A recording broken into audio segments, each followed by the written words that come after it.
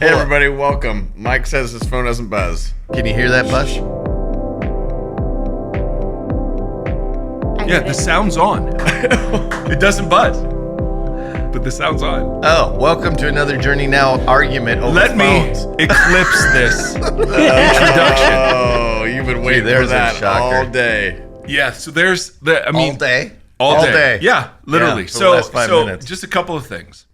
First of all, let's do rapture check. All right? So, Edwin, are you here? Okay. Check. Timmons? Here, check. Suzie? Present. I was left behind. Yes. Kevin? Yo, I'm here. All right, we're still here. Brad?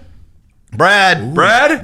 Oh, I don't hear anything. He's better call him. So the nation's dumbassery was on full display yesterday, as evidenced by Google searches that peaked after what? Did you see this? No. It was all over Twitter. So it was. There's no such thing as Twitter. It is. I will refuse to call it X. It's so I'm dumb. with you. Thank you, Suzie. But the Google searches for what do I do when my eyes hurt? If I look. Yes, like spiked right after There the was a solar whole eclipse. segment on the news podcast I listened to That's this so morning good. about like it's gonna be okay. Yeah, you guys you are have some fine. You're gonna go sensitivity, blind. In Yeah. a day or so, it'll be okay. Yeah. But if you're seeing circles and dark lines, you should probably go get it checked out. So great. dumb. So just Yeah. the physical, and I was one of those people. I was taking the garbage out and I was like, oh, it's time. And I just looked straight at it. and then I Are you feeling Googled it? Then you Googled it? No, I didn't. You were like, I did not Google. what happens I if chuckled. yeah. No, it was good, but I literally saw the after image of the eclipse for like the next 2 hours. I was like, that can't be good. Wow. But the other The part, lingering the memory. other part of this was all of the beautiful, sophisticated prophetic experts that just fill the Bless it. gaps between what the Bible actually says and their idiocy. With What were they saying? there evidently. So there were two eclipses this year, one Obvious. partial, one full, and Yep. they X over a city in Texas, evidently. Nineveh. So Nineveh, Texas. Yes. That's funny. Oh. Right?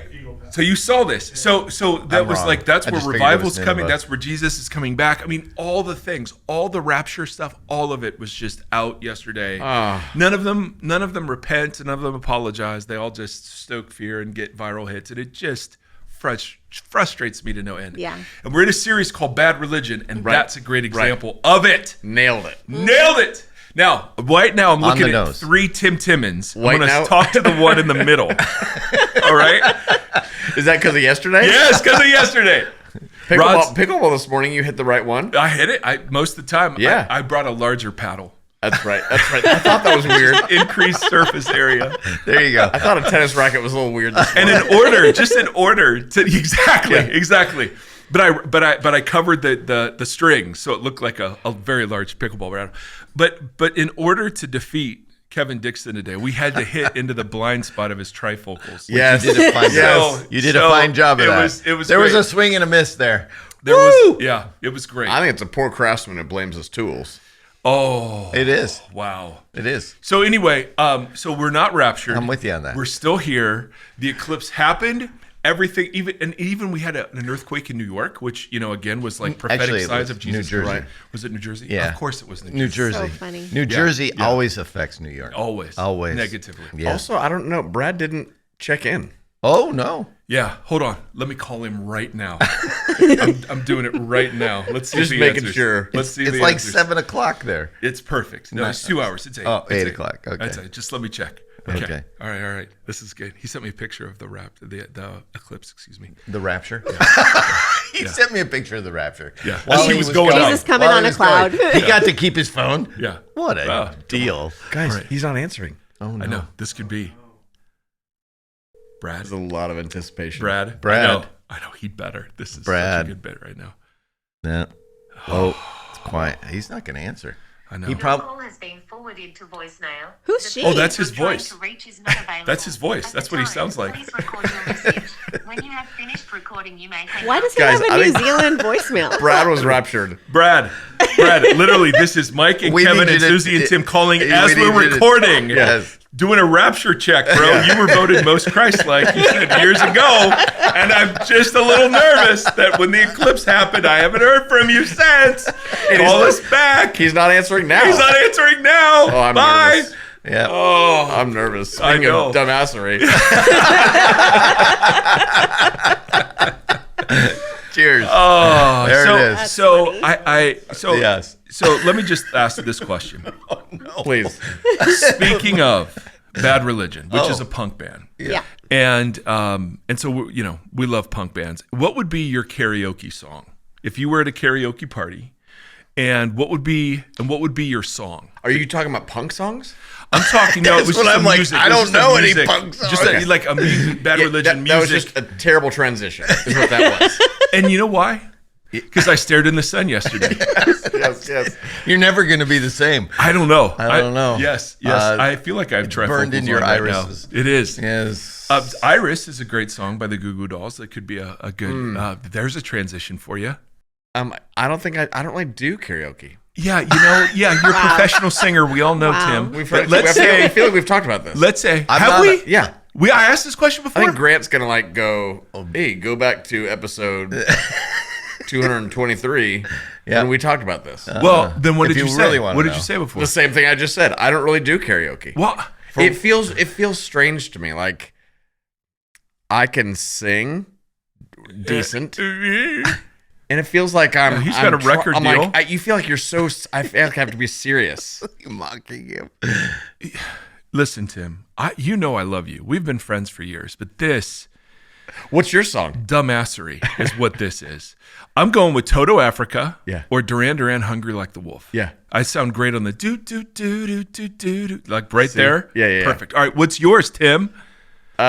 You got to come up with something. We'll come back to you if you had to. Sweet Caroline was for years, but now Wah, I feel like wah, that's a wah. little on the cliche side. So I've got to think of something else. Cliché's fine. I mean, Tim. Karaoke is a cliche. Tim in and of Timmons. itself. Tim Timmons used to be a fixture Ugh. in the Newport Beach. Like what would you call those? Those were bars. I played but they every were- bar, like every nice Yes, restaurant, yes. everyone in He would Newport. crush it. Yeah. And he had this whole repertoire of like killer songs that he would do. Yeah. What Sweet songs Caroline would you was do? one. What song didn't I do? I mean, it was 4 hours of music. Yeah. And you would do it. I mean, you would do it like Friday night, Saturday night. Sometimes, twice a week. Yeah. I mean, killer. But Just Tim play Tim for was like tips? literally in Newport. No, we got good money and we got tips. Yeah. It was you and the gun locks, With right? people who are tipsy, really, like, take another one, take two more, and then Well, Tim and the band were known as the Shirtless Cowboys, and so they wore board shorts, and that was it. And back then, he was fine.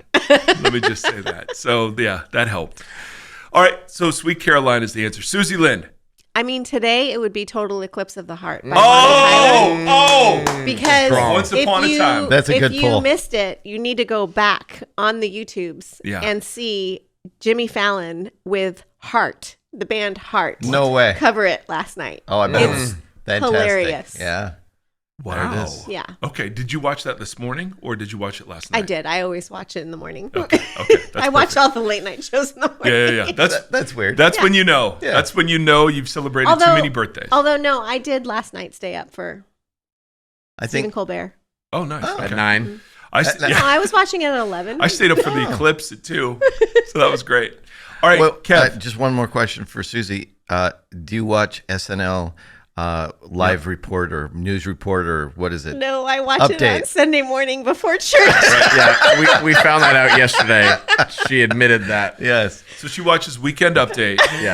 Yes, that's it. So there. Listen, so you so cannot on take Sunday yourself morning. too seriously. That's right. pastors- That'll work it. So here's my Sunday morning. Yeah, all right. please. First of all, I get up at 4:30. I And read you the start- daily office. Whatever. Yes. Sorry, Goose. we have. Yeah. I'm sorry. We do an examine from our dreams from Yeah. last night. We recite our scripture memory for the week. We had fasted since Friday night, and so we check in about how we're doing with that. And our blood sugar Your name levels. is not John Mark Comer. Yes. I would get something to eat. Yes. Then. And then we marinate in the scripture. Marinate. So we That's asked, good. what does Susie do on Sunday morning to prepare for her pastoral Yeah, role. Suze, what do you do on Sunday mornings? Yeah, let's Wake hear it. up. And watch what? Michael Shea and Colin Yost. Jost. Oh, okay. Scarlett Johansson. I mean, I wake up and I have a good little, meditation and spiritual time with the Lord, I and do then too, I get for ready 5 minutes. for church. And then as I'm walking out the door, I sit down with my husband who sees that it's his role in life to make sure that I lighten up. Oh, And, Strong, yeah. strong There it Steve. is. So- There it is. Call out Good job, Steve. He says, come here and sit Thank down you, for Steve. 5 minutes. Yeah. And we sit down and we watch Yeah. the weekend update together. Yeah. And it's really because funny. Suzie does pray angry. We call it prophetic in some circles. All right, Kevin Dixon. All right, just so everybody knows, I've never sung karaoke in my entire life. I know, but if you Nor had will to. I. If I had to, pick an Eagles song. Pick Hotel California. Whoa. Take it easy. Take it easy. Easy. Say hello to my little friend.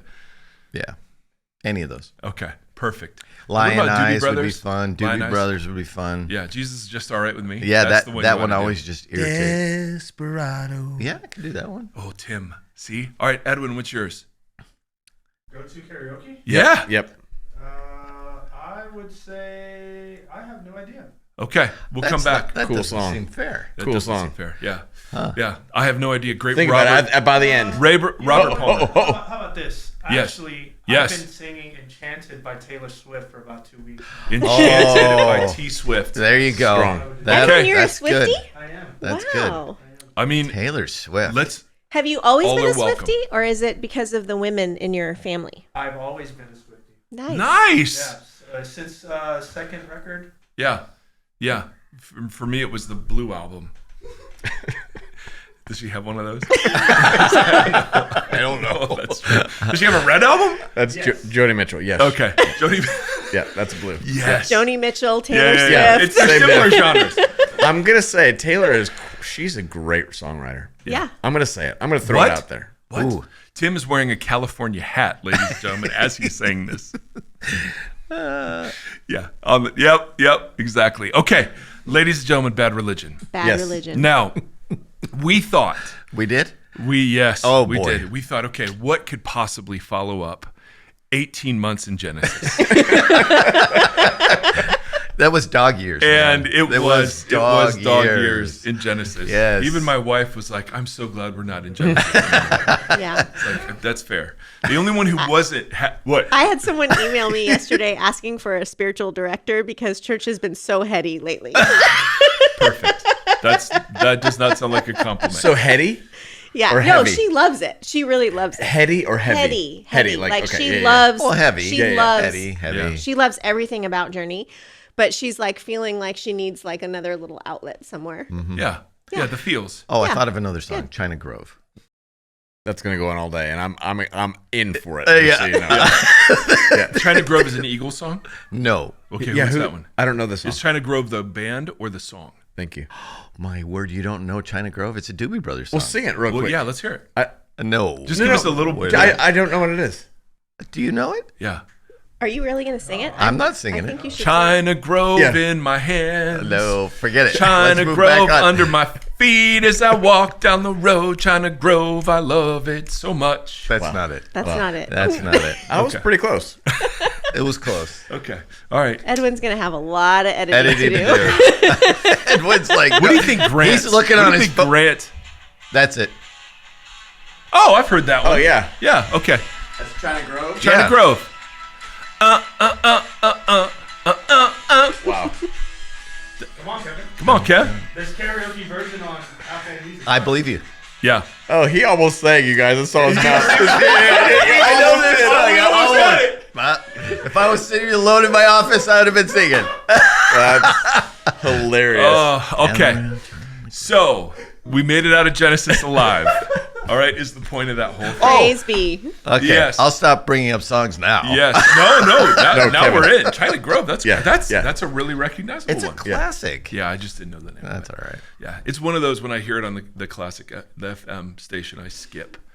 You know what I'm saying? Right. I didn't even know there were FF stations anymore. Yeah. All right, so I'm just on AM. speaking of serious radio, Yes. we are on the Bad Religion station today, Yes. ladies and gentlemen. Yes. And we're talking about they are. the woes. They're on the Bad Religion station. That Woes.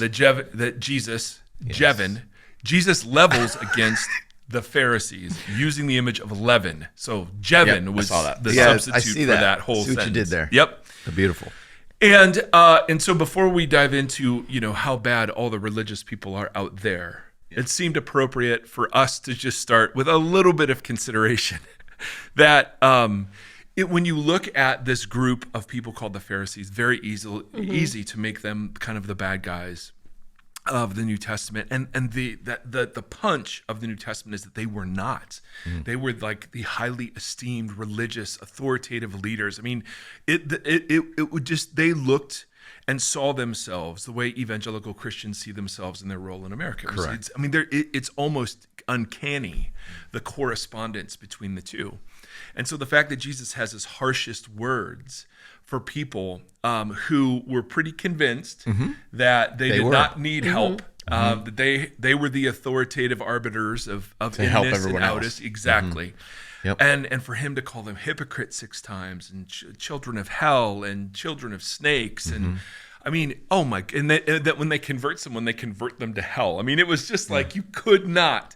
And so one of the big questions we were just asking is, okay, why is Jesus speaking like this so harshly? And we saw from a couple of Old Testament passages, this is the voice of the prophets to the religious leadership. It's always been true in Israel that there is a distinct and unique calling on the shepherds of Israel. Yes.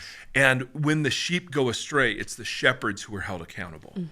And so like when Moses comes down from the mountain, and it's Aaron that's the issue, and it's the Levites, right? Yep. That's the issue. It's not the people, although of course the people are held accountable, but it's the religious leadership. Yep. Yeah. And so James even says, not many of you should aspire to be teachers because you will be held more accountable. So Jesus is fitting perfectly within this great and beautiful prophetic tradition. That today is sometimes called deconstruction, which is Discipleship. yes, which is the skepticism of the purity of motive from religious authorities. And if anyone is concerned that isn't warranted, I mean, just read the headlines. I have over 200 bookmarks in my X Twitter account. Within the last Likes or bookmarks on his Twitter account. It says so in the bio, just in case you're confused. likes our bookmark, exactly. That doesn't mean I like it, but it means I keep track of scandal after scandal after scandal of shepherds who are sexually abusing. They're greedy. There are these posts that are like, hey, it's Pastor Appreciation Month, guys. This is pastors saying this, so pray for your pastor. It's a really hard job. We have it rough, and it's like. That sort of posture towards people is, I mean, Jesus is just so opposed to it. And the first move of bad religion is to assume it's somebody else's problem. Right. That it's not my heart that does this to you. So we just spent some time looking at hypocrisy and asking for our own selves and our own sakes, what is actually real? Because Jesus always responded well to real. He never responded well to self-righteous pretending. And so there's just story after story in the Gospels of Jesus encountering the reality of people in their sin without defense, without justification, and he always meets them with grace and kindness. But to the people who are proud and self-justifying, to the rich young ruler, you got to sell the thing that holds you back, and the ruler walks away. To the proud Pharisee, he tells a parable about the Pharisee who justifies himself and the tax collector who says, "Have mercy on me, a sinner," and that guy's justified before God. The testimony could not be clearer that becoming a religious person is really hazardous for the state of your soul, because what this does to us in terms of comparison and pride and self-righteousness, all of that are the kinds of things that lead us out of the kingdom into death and prevent the church from really being the church. So it's easy when we talk about the Pharisees to make it about the Pharisees, but I've got to start with this is me. We've met the Pharisees and they are us. So anyway, that's sort of a recap. What was your discussion class? If you don't know, Kevin does a discussion class after our Second first gathering. service Yep. during the second gathering. What was that like? It was small. I think people were more wrestling with why doesn't anybody ever talk about this? That was one of the questions, and I usually get that question out of the gate. What specifically? Yeah. Bad religion, like the idea that somehow, some way, because what ended up happening was it moved into a conversation about how previous, like growing up in a church, shapes the way you see the church, and it shapes it in such a way that you can't see it any other way unless you. It's like an eclipse in that way. Like you get an image, and then the after image sticks with you. Bam! Wow. That's it. Like it's and they're like, why were questions bad? Why was it was a and why would I like one person said, well, why wouldn't I let my kids ask questions about that when they were younger, or because they just have to believe it. Just believe this.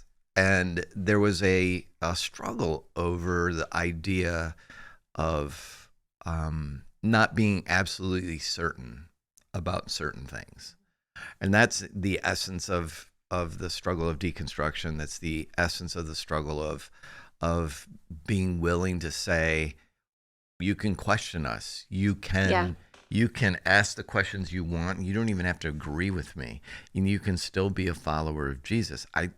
That is so foreign to people. But I think the whole the arguments against deconstruction, or I don't even know if you would call them arguments, but the bad things that people have to say about that, the warnings against it, the critiques feel very similar to me as the things that we kind of heard when we were growing up about, like, well, you have to be careful not to go down that road because it's going to lead you to these other roads and these places where you don't want to go. Right. When actually it's a legitimate stage of faith that exemplifies growth when you start asking questions. Sure. Because sometimes the answers that we've been given make no sense. And it's like we were talking about just a minute ago, the idea that there were a lot of Christians that thought the rapture was going to take place because the eclipse was happening. Mm-hmm. Well, now they think it's happening in 40 days. I have a question, right? I would say I have a question. Mm-hmm. Explain that. I would like, and rather than explain it in a way that is intelligible and makes sense, it's usually met, not always, usually met with anger. It's usually met with, you have no faith. It turns on the questioner. Mm-hmm. And that's what they were talking about. When the questioner becomes the problem, they're no longer welcome in the community. Mm-hmm. And that was a lot of what we ended up talking about, because their history was, oh, this has happened to me. And rather than ask the question, I just went somewhere else. Mm-hmm. Or I just shut down. Yeah, I stopped going. And stopped growing. Right. Or I stopped going. I just stopped participating. But then your faith only goes to a certain level of depth, because if you're not allowed, if there's no space for you to ask questions, and you just end up kind of staying complacent so that you can belong. Right. Mm-hmm. And one of the things in my history of being a pastor that I wish I could have back, there's a bunch of things I wish I could have back, but I actually taught people to build hedges around certain things. To stay away from them. You use it's a hedge of protection. Yes, in that idea. Like an example? Can you give an example? Well, Mike used a table on stage, and said, the rule is you can't touch the table. Yeah. And so, what would be best is if we put it in a place where no one could see it or touch it, and so you stay out of a room or the walls. You build up a layer of protection so that you don't even get close enough to touch it. And that, in theory, there's wisdom in that.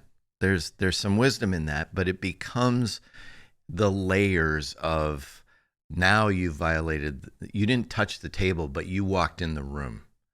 And now you're in proximity to the table, so you're guilty of wanting to touch the table. So it moves into this. So the rules of engagement with the table become the sin rather than the actual, just don't touch the table. And I wish I had those days back. Can you give an actual example? Yeah, I was going to ask the same thing. An actual example Of what that table might be. Yeah, sure. No. Let's see.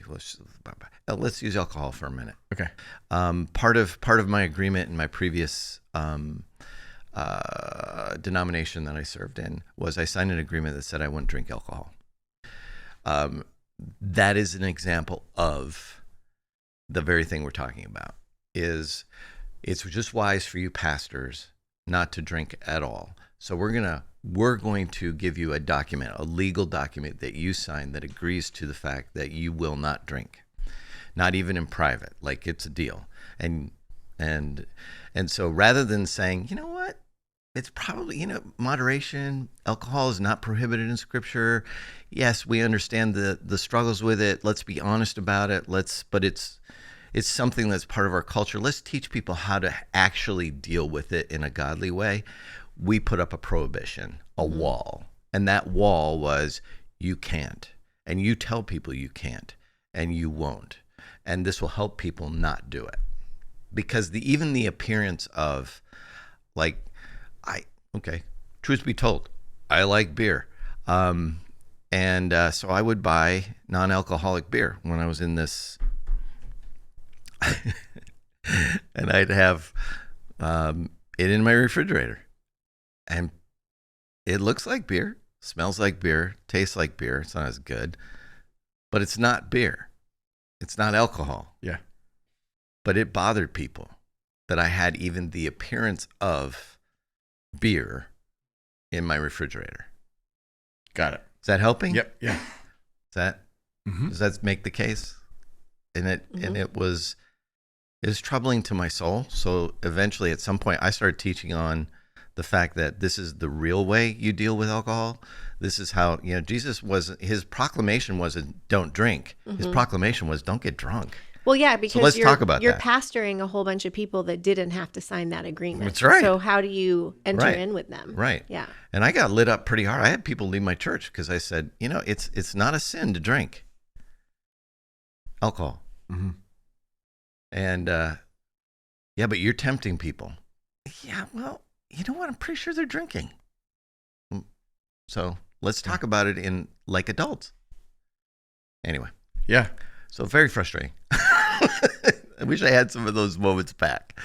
But how do we do this today? So if we're supposed to look at ourselves, how do we as a community here, or what are ways that we could potentially fall into doing this as a community or as individuals? Well, what's prohibited for me might not be prohibited for you. And so we make statements of, this works for me, so it should work for everybody.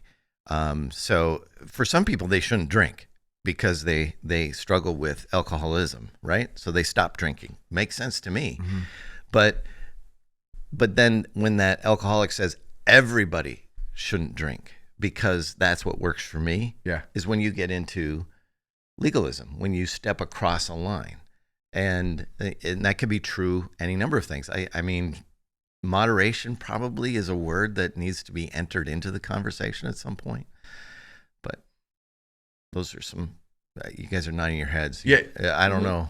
I mean, because it's part of our culture here in Tennessee. Bourbon is part of the culture. Well, I think one person in the 11 o'clock brought up a really good question at the end about where's the line between doing something the right way or pursuing God. I can't even put words to the way that he asked it. Do you remember what I'm talking about? I do, but I don't remember that. Yeah, it was something like, if I'm not earning my salvation, if I'm supposed to live like a Christian, in my living there comes a fine line that's very easy to cross where I then become the Pharisee because I'm saying people should live like this me. is how we should live, and everyone should live this way. And he was kind of asking, where's that line? Like, how do you identify where that line is? Something like that. Yeah, I don't remember. Exactly. Yeah. Can we identify it for other people? Are we allowed that judgment? I'm asking. To say, Suzie, I've been watching you live your Christian life. This is the way I live mine, and you should live it like this. Like, I don't know if that's in our. Yeah, I mean, I think we limit it all. We limit it to one concept or one conversation or one word. Like yesterday when we were in that meeting, we were talking about that whole phrase, like, don't judge me. Well, it's inevitable that I'm going to judge you. Well, yeah, and sometimes my judgment is going to be a good, like I'm judging you as a really good and smart and healthy person and a wise person. That's my judgment of you. It's not always condemnation. Right. But we've made judgment a bad word in our minds. But there's judgment, there's wisdom, there's there's so many different factors involved. And then there is truth, because there are some things that are very clear, like, that are not good for us to do. Right. So we don't abandon those things, but in the gray area of those things, there's so many different ways to look at it. And I don't know, I don't think it's ever a good idea to tell another person how they should be living their lives. I used to think that was... Unless they're small and they live with you. But like, for sure. But... Parents don't advocate that. But I think, the way I grew up in my faith was that, if someone's sinning and I don't tell them that they're in sin, or that then I'm harming them, because you don't really love them. I don't really love them, because I'm allowing them, I'm giving them space to continue in whatever behavior it is that's questionable. Whereas I don't really see that as the way to go. Like even Jesus, when he was with people who changed their lifestyles and their behaviors, he didn't come out the gate with, you shouldn't be doing that necessarily. Right. Like it was relationship, it was conversation, it was heart work, and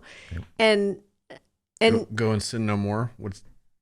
What's the context? Go and sin no more came after he met with her in her shame and showed her that he was someone that she could trust, when he protected her from those who wanted to kill her. And then he said, go and sin no more. I think that there's something to that. That relational. With the full knowledge that she will go and sin some more. Yeah. So that's part of it. But it's different. Like if you asked me a question, like if you asked me, like, do you think I should stop drinking? Yeah. Then we would have a conversation about that. And I'd be like, well, why are you asking that? Yeah. And we would go with that, but for me to just come up to you and say, Kevin, I really think you really need to stop drinking just out of nowhere. Right. I don't know that that's productive. Right. Yeah.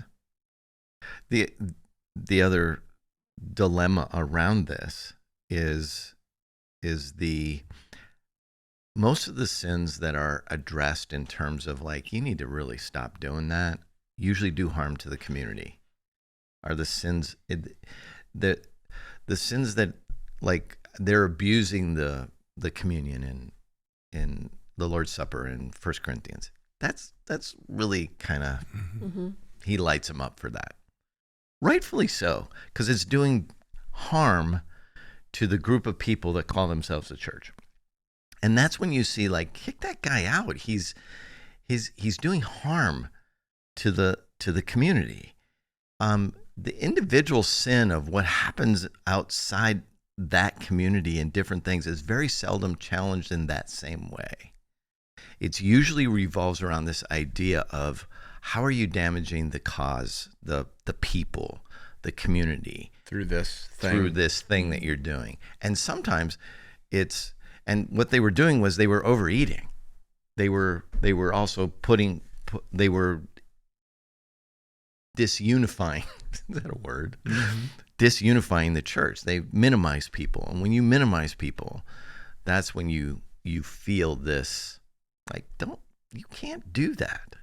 That's when you tell people how to live. That's when you tell them, when you treat people with disrespect, when you dehumanize others, that's when you hear the voice come in to say, you really shouldn't do that. That's a judgment we are allowed to make. Other judgments, I think it's less. You can say, I've said to people, I said, man, that's self-destructive. That's going to really hurt. You probably shouldn't do that. Whatever that is. I've said it to a lot of people, and they keep doing it, and it's destructive.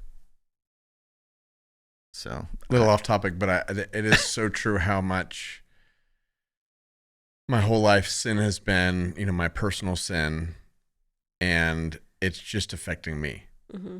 Like it's just the great lie. It is purely affecting me because I don't have peace, I don't have joy, or I don't have the fullness that I'm promised. And it ends there.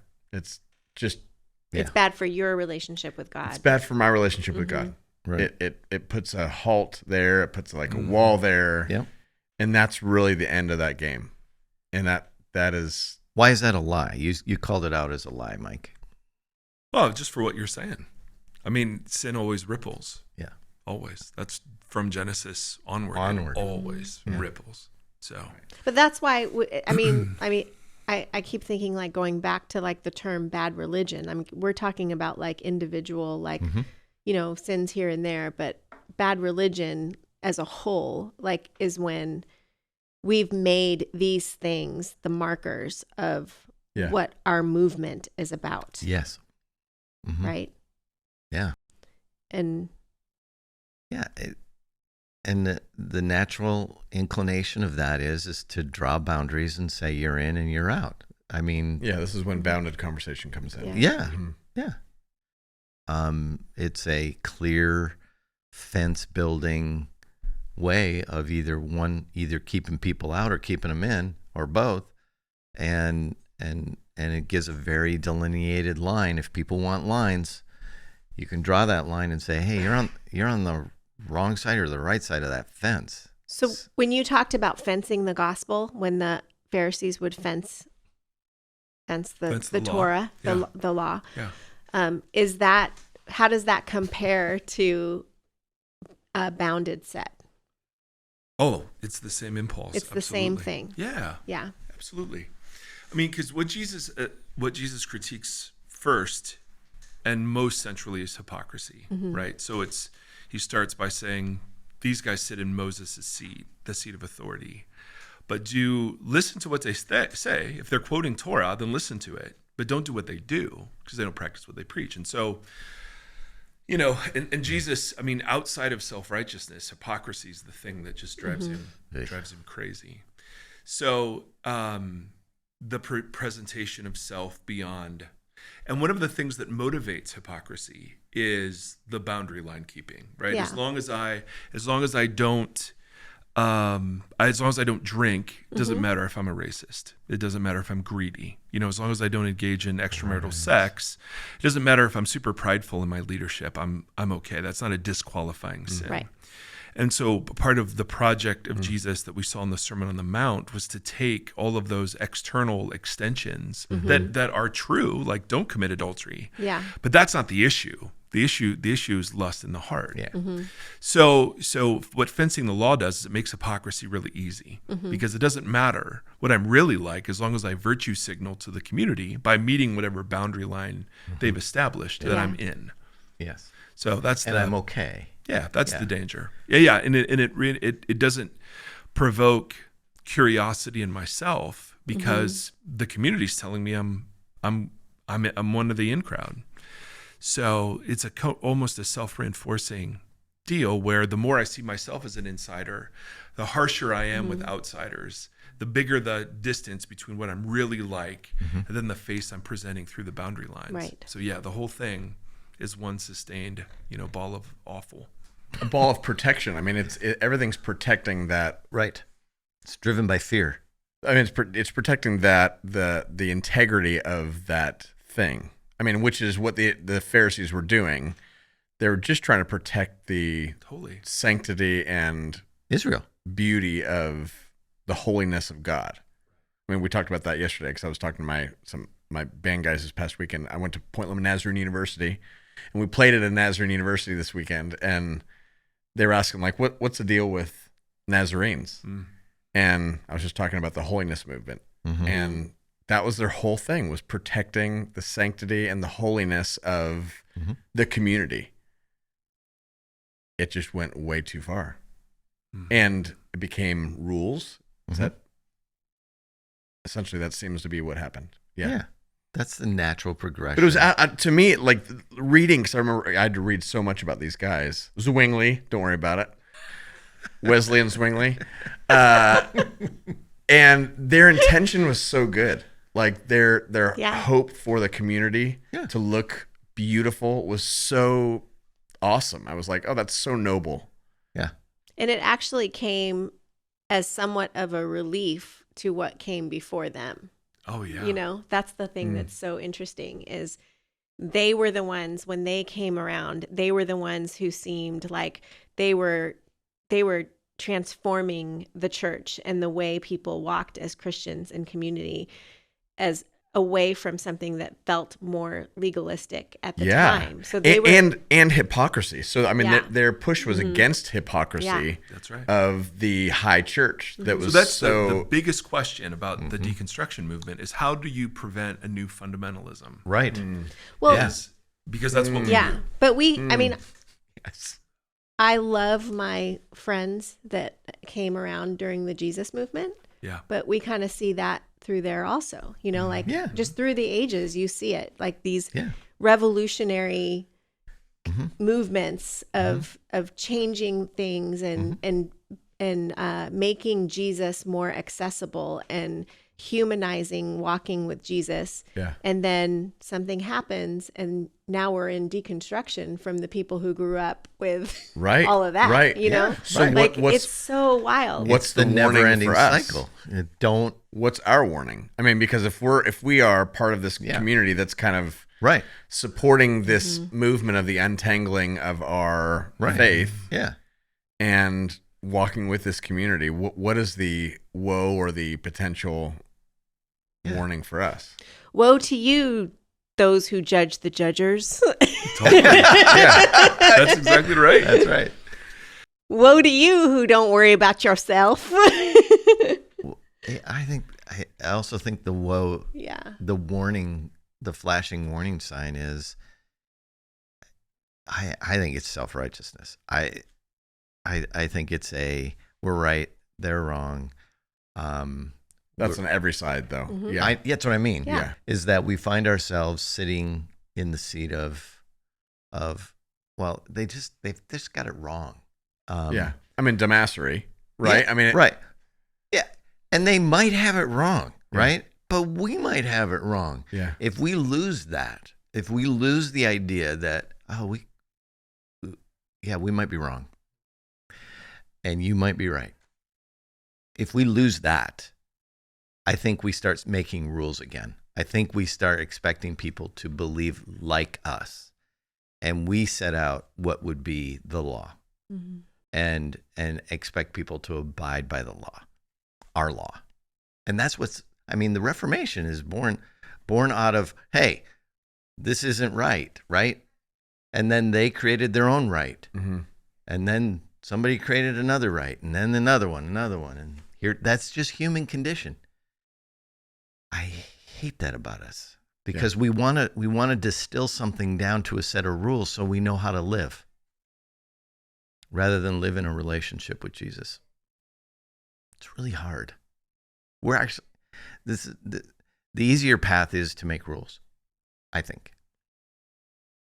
Yeah, fences are easier.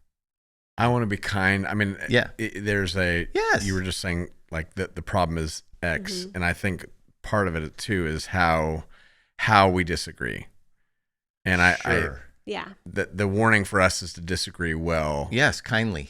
Yes. Not fuzzy, not bounded, but centered maybe.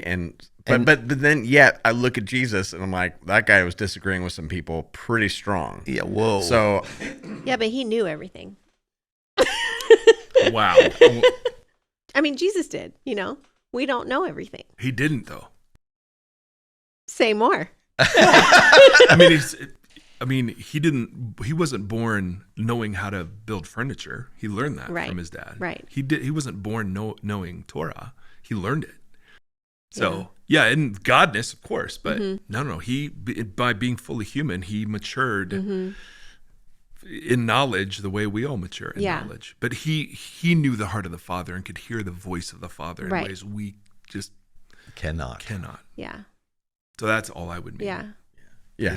It makes it hard to know when to lean in, when to not lean in, because I've got my lines of when it's okay to lean in. Yeah. And other people have other lines, and I'm like, no, that's not okay. You cannot be a Dumas. Right. I lean in when people go, like, when they assume I agree with them on things I obviously don't. Yeah. I'll say, yeah, well, I probably don't agree with you on that. Yeah. And that's like shocking to some people. Yeah. Or if they drive a truck on your grass. Lord have mercy on their souls. Yeah. Yeah, the hat's back, everybody. The hat is back. It is. But Mike, we got one question on the text line that I'd like you to just because you can, is that he called out you said Jesus isn't calling us to be perfect. Do you remember saying that? Yeah. Okay.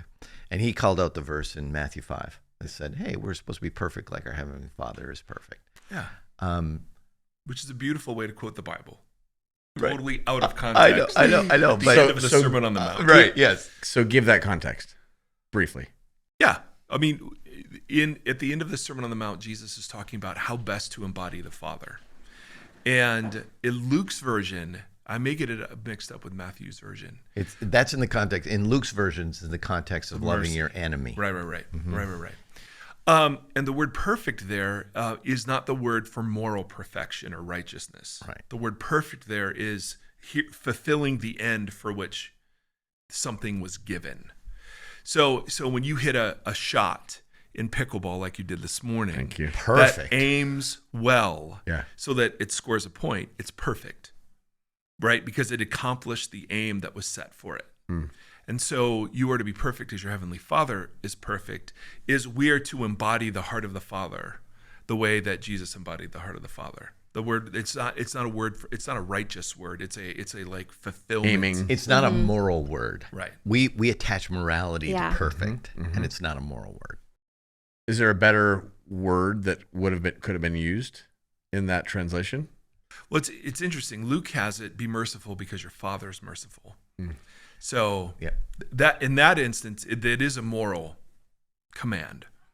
Because he's just talked about, as Kevin said, it's the context of loving your enemies. I don't know. I mean, he's using abolish and fulfill language to start the sermon. And he uses so it it seems like, it seems like it's a callback, but yeah. Good. Anyway, thank you. Wrap it up. Hey, go enjoy that eclipse. Did Brad call back? Did Brad call get back? eclipsed? I don't see any call. Oh my gosh, no. I'm nervous. Grant, we might have been left behind. Grant, we might have been left behind. Is Grant even there? May you find us. Right. Is Grant even? See you in the sky.